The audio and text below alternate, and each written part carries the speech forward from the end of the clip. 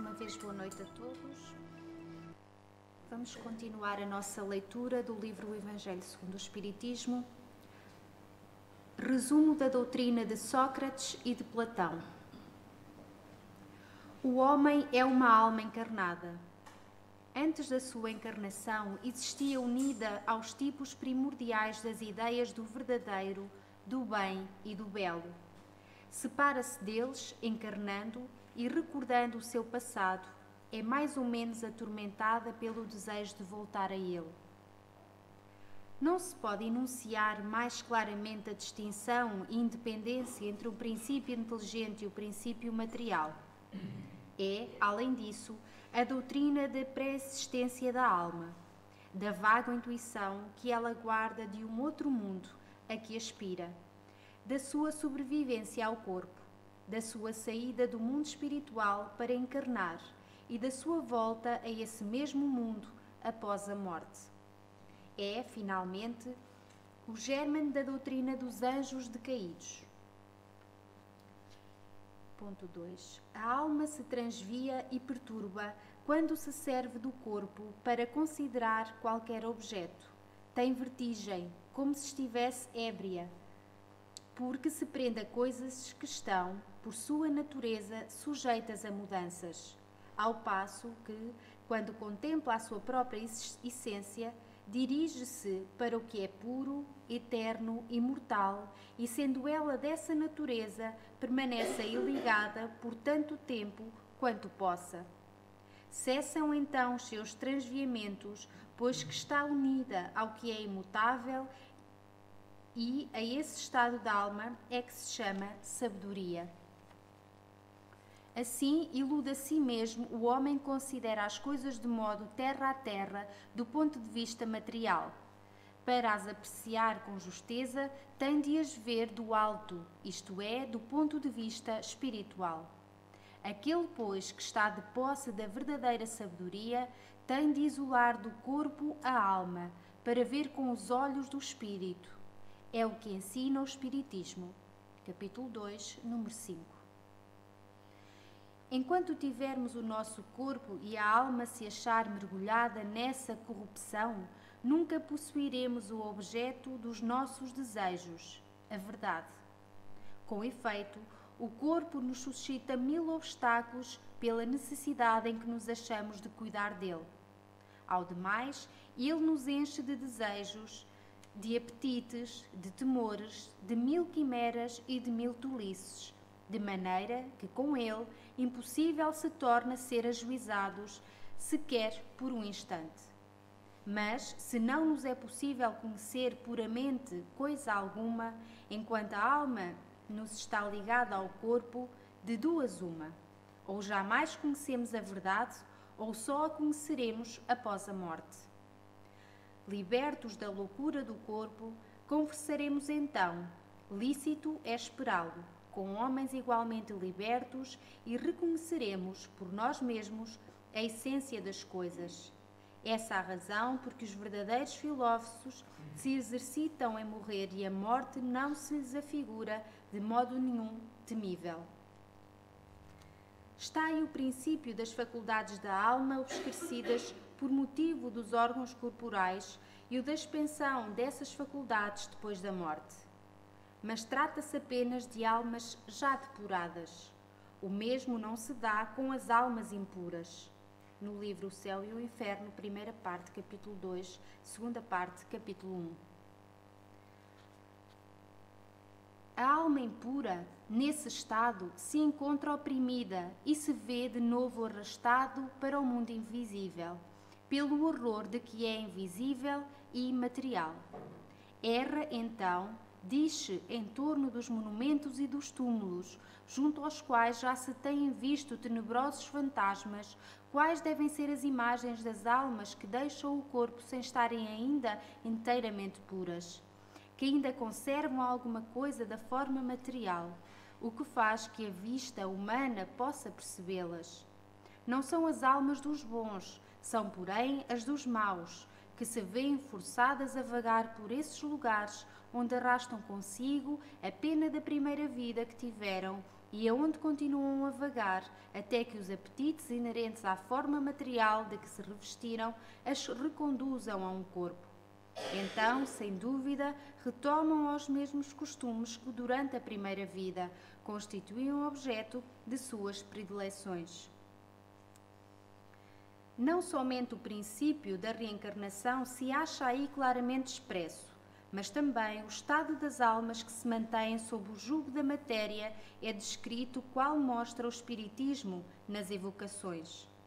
Mais ainda, no tópico acima se diz que a reencarnação num corpo material é consequência da impureza da alma, enquanto as almas purificadas se encontram isentas de reencarnar.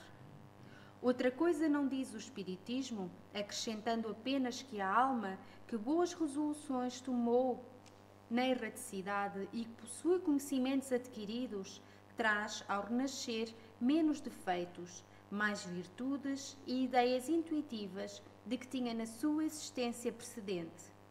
Assim, cada existência lhe marca um progresso intelectual e moral. Também no livro O Céu e o Inferno, segunda parte, exemplos.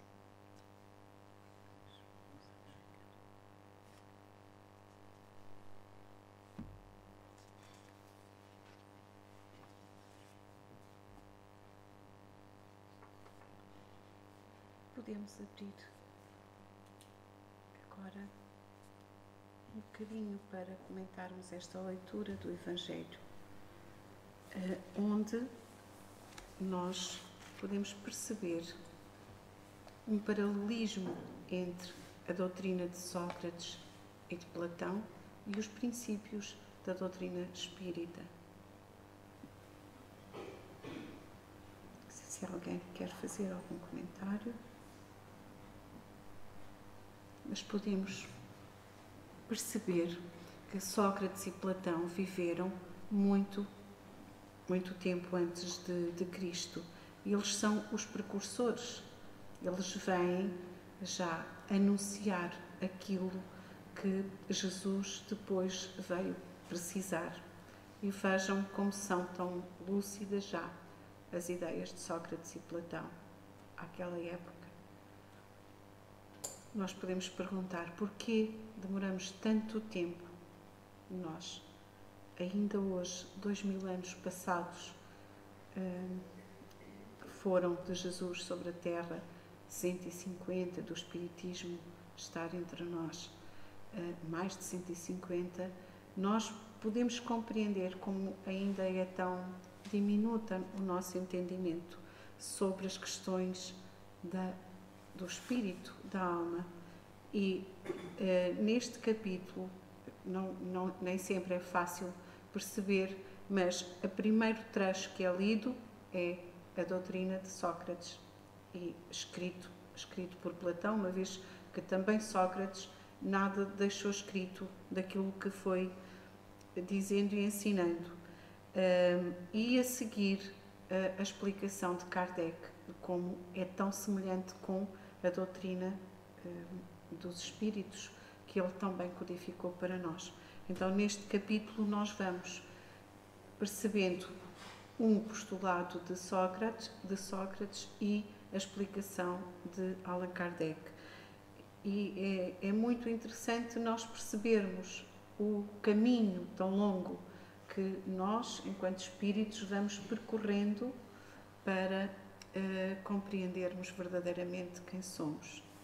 O que também nos pode fazer entender que tudo está tão sábia e perfeitamente programado para nós, para que a luz venha até nós sem que nos cegue, para que nós possamos ir aprendendo lentamente. Podemos perceber isso, a bondade infinita de Jesus, a quem nós estamos entregues, que vem lentamente fazendo chegar aos homens os ensinamentos. Só gostava de ler só aqui um ponto que eu achei interessante. Aliás, tudo aquilo que ouvimos não é novo para nós, não é?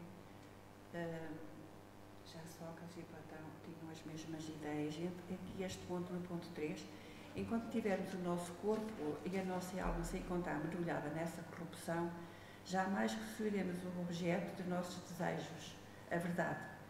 De facto, o corpo nos oferece 1000 obstáculos pela necessidade que temos de cuidar dele. Além disso, ele nos enche de desejos, de apetites e mais por aqui fora vai falando. E isto só para dizer a dificuldade que nós temos em modificar esses nossos desejos do nosso corpo. No fundo, do nosso corpo, que é o espírito também que o conduz nesse sentido, porque a imperfeição não é do nosso corpo, não é? A imperfeição é do nosso espírito, que se reflete naquilo que somos, nos nossos desejos, nos nossos procederes, e a dificuldade que nós temos em conseguir controlar tudo isto na nossa vida, não é? Porque os apetites não é só no que se refere a comer, é em várias coisas que nós temos tendência a fazer e a continuar a fazer. Portanto, a nossa mudança, nós precisamos de tanto conhecimento e de absorver o mais possível nesta nossa existência, porque é muito difícil, demoramos muito a mudar nossas condutas. Nossas, refiro-me à humanidade toda, não é? Não só a nós que estamos aqui, mas a toda a humanidade. E nós sabemos que há 2000 e tantos anos que Jesus veio trazer-nos estes ensinamentos e nós ainda hoje continuamos com essas dificuldades em nos mudarmos. Já vamos tentando fazer o trabalho, já vamos tendo consciência das coisas, da necessidade que temos de mudar, mas ainda está a ser muito difícil estarmos todos mais cientes de quanto é necessária a nossa modificação para que um dia depois da nossa partida também nos seja mais fácil viver no mundo dos espíritos, mais fácil, eu quero dizer, com menos sofrimento. Não é? Isso é a tarefa que temos que fazer aqui, todos nós. Nós já vemos lá chegar, se Deus quiser. Eu gostaria apenas só de acrescentar: Sócrates, Platão e tantas outras almas que nos vieram trazer o conhecimento e a luz, vidas de missões, de missão, não é? Jesus, a doutrina espírita, e nós continuamos com uma falta de interesse impressionante sobre o espírito, sobre a alma, porque nós não nos preocupamos com isso. Esta é a verdade, nós passamos anos da nossa vida completamente despreocupados com o nosso espírito. Para além de depois que nos começamos a preocupar, é-nos difícil, tudo aquilo que a Filó nos disse, não é? De fazermos essa tal evolução interior. Mas antes disso, nós não nos preocupamos. O que nos traz à casa espírita, o que nos traz às doutrinas, o que nos traz mais próximos de Deus e de Jesus é o sofrimento. A grande maioria das vezes não é a preocupação conosco, com a nossa alma, em que ponto é que nós estamos. E eu penso que isso também tem que ser trabalhado em nós, que já começamos a ter essas noções, e é da nossa responsabilidade transmitir aos outros, aos nossos filhos, às crianças em nosso redor, às pessoas que lidam connosco. Nós precisamos de nos começar a preocupar connosco, com o nosso ser espiritual.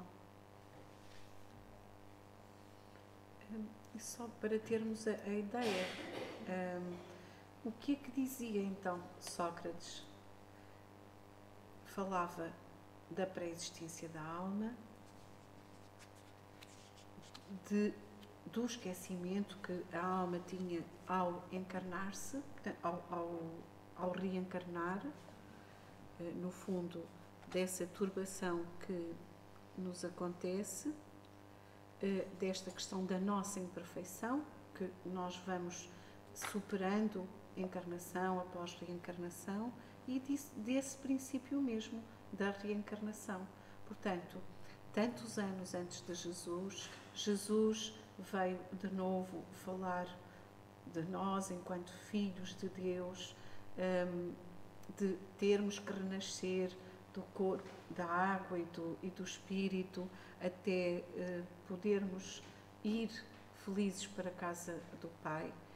E aquilo que Allan Kardec nos mostra nos ajuda também a compreender é este percurso, este constante. Sabemos que antes de Sócrates ou dos profetas, Deus foi sempre tratando dos seus filhos, fazendo chegar aos seus filhos aquilo que eles necessitam para poder crescer, poder mudar, poder aumentar a sua luz, porque no fundo se trata sempre disso. Claro que vimos com o esquecimento, tal como aqui Sócrates também percebe, e o Espiritismo nos diz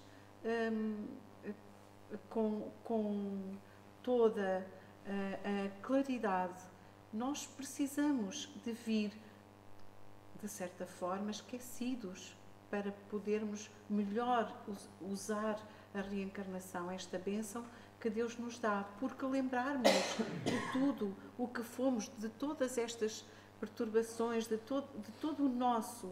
todas as nossas ações passadas, seria muito doloroso, porque nós sabemos quanto nos custa ainda hoje, quando tomamos consciência dos nossos erros, não é? Das nossas imperfeições, quando tomamos consciência, dói.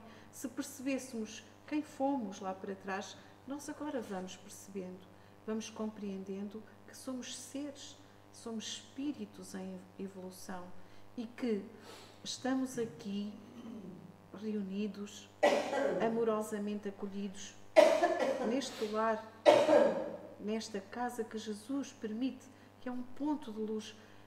A maior parte de nós não vê, mas percebemos que é um ponto de luz sobre a terra, um sítio a que nos acolhemos e onde vamos com toda a liberdade, porque nunca Deus nos condiciona, nos impõe, nos limita, nunca. Com toda a liberdade nós vamos compreendendo quem somos, ao que viemos e o que estamos aqui fazendo, não é? E essa tomada de consciência nos faz, com certeza, compreender melhor todo esse caminho que vamos fazendo e que ainda teremos para fazer, porque somos espíritos imortais. Então percebemos que tudo está delineado, programado, tudo está certo na obra de Deus. E nós também. Nós estamos neste ponto, criando consciência, criando luz, mais luz em nós. Estamos neste ponto, está tudo certo e estará mais certo sempre que cada um de nós conseguir melhorar-se e fazer melhor amanhã do que fez hoje e perceber que é sempre no interesse de cada espírito modificar-se, melhorar-se e assim melhorando-se se torna mais feliz e melhora tudo o que está à sua volta e torna mais feliz e mais luminoso tudo o que o cerca. Não é assim? Porque estamos todos juntos, todos caminhando, lado a lado.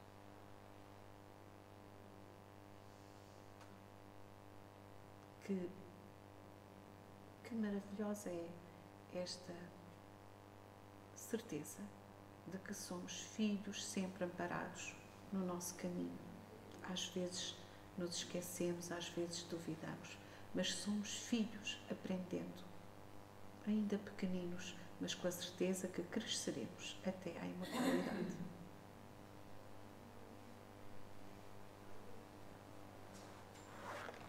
E vamos agora do livro Fonte Viva da psicografia de Chico Xavier pelo Espírito Emmanuel, ler o item Não te canses. Não nos cansemos de fazer o bem, pois a seu tempo ceifaremos, se não desfalecermos. Em Paulo aos Gálatas 6:9. Quando o buril começou a ferir o bloco de mármore embrutecido, a pedra, em desespero, clamou contra o próprio destino. Mas depois, ao se aperceber admirada, encarnando uma das mais belas concepções artísticas do mundo, louvou o cinzel que a dilacerara. A lagarta arrastava-se com extrema dificuldade e, vendo as flores tocadas de beleza e perfume, revoltava-se contra o corpo disforme. Contudo, um dia, a massa viscosa em que se amargurava converteu-se nas asas de graciosa e ágil borboleta, e então enalteceu o feio corpo com que a natureza lhe preparara o voo feliz. O ferro, colocado na bigorna rubra, espantou-se e sofreu inconformado.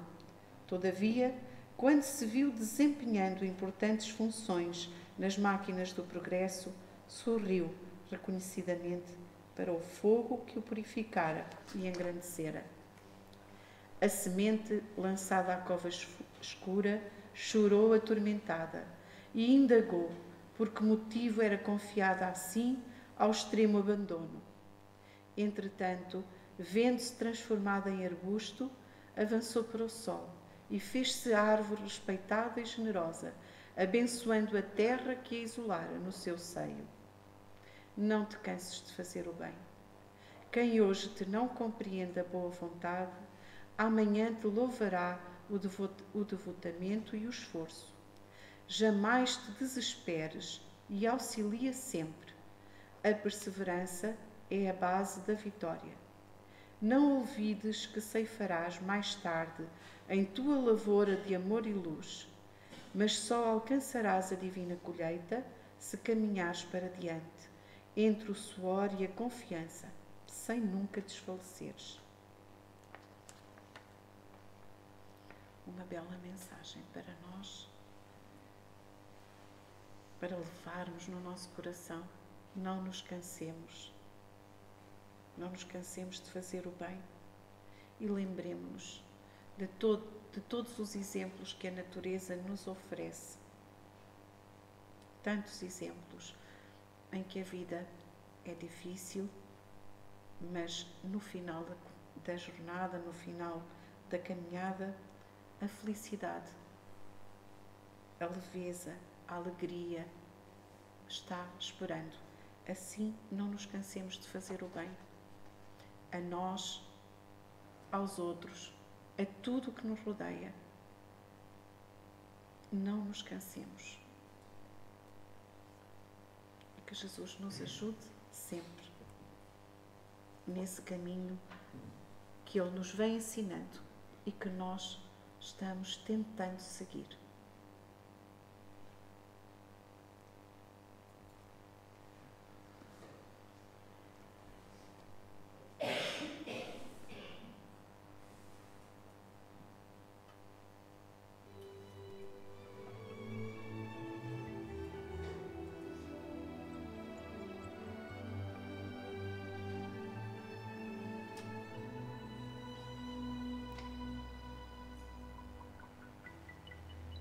Querido Jesus, nós te agradecemos por estes momentos